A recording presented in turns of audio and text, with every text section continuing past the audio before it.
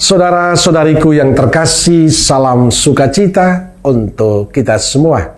Sudah kita memberi senyum hari ini, Minggu 27 Juli 2025. Minggu biasa ke-17. Pada minggu ini gereja merayakan Hari Kakek Nenek Sedunia.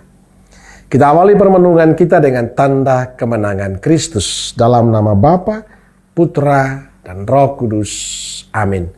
Permenungan kita diambil dari Injil Lukas bab 11 ayat 1 sampai 13.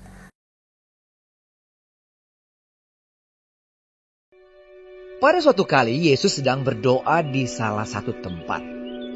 Ketika ia berhenti berdoa, berkatalah seorang dari murid-muridnya kepadanya, "Tuhan, ajarlah kami berdoa, sama seperti yang diajarkan Yohanes kepada murid-muridnya." Jawab Yesus kepada mereka, "Apabila kamu berdoa, katakanlah, Bapa, dikuduskanlah namamu, datanglah kerajaanmu, berikanlah kami setiap hari makanan kami yang secukupnya, dan ampunilah kami akan dosa kami, sebab kami pun mengampuni setiap orang yang bersalah kepada kami, dan janganlah membawa kami ke dalam pencobaan." Lalu katanya kepada mereka, "Jika seorang di antara kamu pada tengah malam pergi ke rumah seorang sahabatnya dan berkata kepadanya, 'Saudara, pinjamkanlah kepadaku 3 roti, sebab seorang sahabatku yang sedang berada dalam perjalanan singgah ke rumahku, dan aku tidak mempunyai apa-apa untuk dihidangkan kepadanya.' Masakan ia yang di dalam rumah itu akan menjawab, 'Jangan mengganggu aku. Pintu sudah tertutup dan aku serta anak-anakku sudah tidur.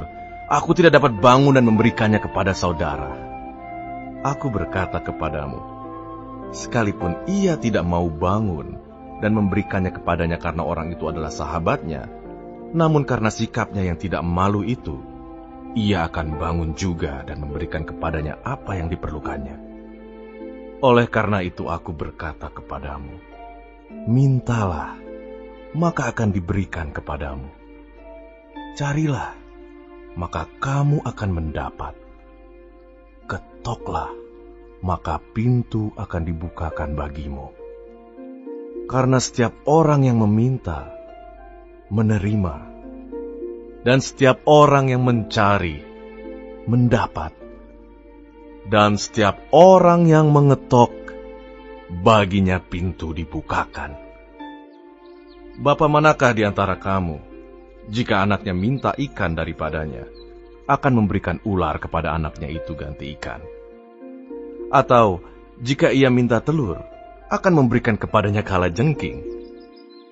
Jadi jika kamu yang jahat tahu memberi pemberian yang baik kepada anak-anakmu, apalagi Bapamu yang di sorga, ia akan memberikan Roh Kudus kepada mereka yang meminta kepadanya." Saudara-saudariku yang terkasih, salah satu yang diwariskan Yesus pada para murid dan juga kita semua, orang beriman, adalah doa. Yesus menunjukkan pada kita bagaimana pentingnya berdoa itu. Ia selalu mengawali dan mengakhiri semua kegiatan dan perutusannya dengan berdoa. Doa menjadi kekuatan dan dasar hidup Yesus. Doa menjadi bagian yang tidak terpisahkan dalam hidup Yesus. Sebagai orang beriman, kita percaya doa adalah jembatan penghubung antara kita manusia dengan Allah. Doa merupakan cara yang efektif dalam berkomunikasi dengan Allah Bapa kita di surga. Inti dari doa kita adalah berdoa bukanlah rumusan atau kewajiban, apalagi hafalan, tetapi relasi. Kerap kali kita terpaku pada rumusan, bukan hubungan. Kita sering memperbanyak intensi, tetapi lupa memperdalam relasi. Kita bisa belajar bagaimana relasi dengan Tuhan itu berdampak dalam kehidupan kita. Bacaan pertama yang kita dengarkan hari Minggu ini memberikan inspirasi bagi kita. Bagaimana Abraham berkomunikasi dengan Tuhan melalui doa. Relasi Abraham dengan Tuhan melalui doa memberikan dampak yang baik bagi keselamatan keluarganya. Saudara-saudariku terkasih, Injil hari ini bercerita tentang doa itu. Ketika Yesus selesai berdoa, berkatalah seorang dari murid-murid kepadanya dan memohon supaya Yesus mengajarkan mereka berdoa. "Tuhan, ajarilah kami berdoa. Doa yang diajarkan Yesus adalah doa Bapa kami yang sering kali kita doakan. Inilah warisan yang paling berharga yang diberikan Yesus pada kita. Doa Bapa kami versi Injil Lukas ini bagi kita dibagikan menjadi dua bagian penting. Bagian pertama ditunjukkan kepada Allah sendiri, yakni namanya dimuliakan dan agar kerajaan damainya datang ke bumi kita. Bagian kedua lebih menunjuk pada kebutuhan hidup kita sehari-hari, yakni makanan secukupnya, pengampunan dosa dari Tuhan, dan memohon dimampukan untuk mengampuni sesama yang bersalah kepada kita, serta membebaskan kita dari percobaan dan kejahatan.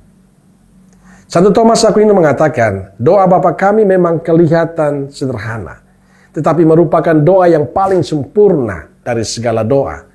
Doa Bapa kami ini mempersatukan kita dalam kebersamaan, menjadikan kita sehati dan sejiwa menjadi satu keluarga karena memiliki satu Bapa yang sama.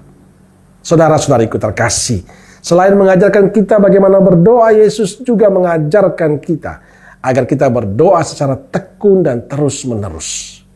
Mintalah, maka akan diberikan kepadamu. Carilah, maka kamu akan mendapat. Ketoklah, maka pintu akan dibukakan bagimu. Karena setiap orang yang meminta, menerima. Dan setiap orang yang mencari, mendapat. Dan setiap orang yang mengetok baginya, pintu dibukakan. Tuhan Yesus juga meyakinkan kita bahwa seorang ayah tidak mungkin memberikan ular kepada anaknya yang meminta ikan. Atau minta telur yang diberikan kalajengking. Kalau kita manusia yang berdosa ini mampu memberikan yang terbaik kepada anak kita, apalagi Bapa di surga, pasti Dia akan memberikan jauh lebih baik daripada yang terbaik itu. Ia akan memberikan Roh Kudus kepada mereka yang meminta kepadanya. Saudara-saudariku terkasih, Yesus telah memberikan warisan penting untuk kita, yakni doa.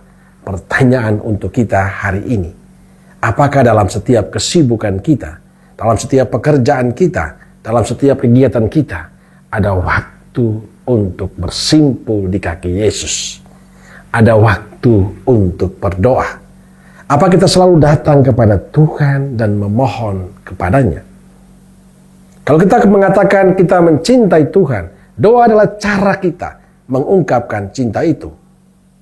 Semoga warisan Yesus yang berharga ini menjadi cara kita untuk terus bersatu dengan Tuhan. Untuk itu berdoalah setiap hari. Saudara-saudariku terkasih, hari Minggu ini gereja merayakan Hari Kakek Nenek Sedunia. Kita patut bersyukur karena kita pada saat ini, karena kita ada saat ini, karena kakek nenek kita. Bila mereka masih ada bersama kita, cintailah mereka dengan tulus. Layanilah mereka dengan tulus. Temanilah mereka, jagalah mereka dengan cinta. Dan bila mereka sudah pergi untuk selamanya, doakanlah mereka. Itulah cara kita mengungkapkan cinta kita pada Tuhan dan pada mereka yang kita cintai. Tekun dan setialah dalam doa. Amin. Semoga Allah yang Maha Kasih memberkati saudaraku sekalian, Bapa, Putra, dan Roh Kudus. Amin. Roh Kudus Nazaret, doakanlah kami. Amin. Berkah dalam.